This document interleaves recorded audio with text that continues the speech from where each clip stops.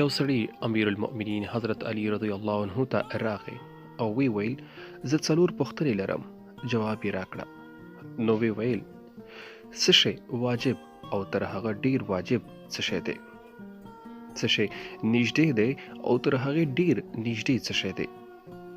څه شی عجیب دی او تر هغه ډیر عجیب څه شی دی؟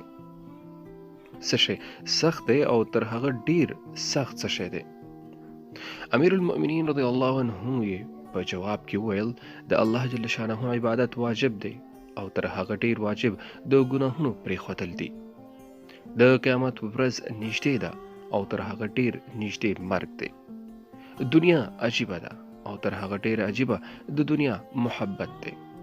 سخت قبر دی خو تر هغه سخت دا دی چې انسان بې له نیک عمل ورشي.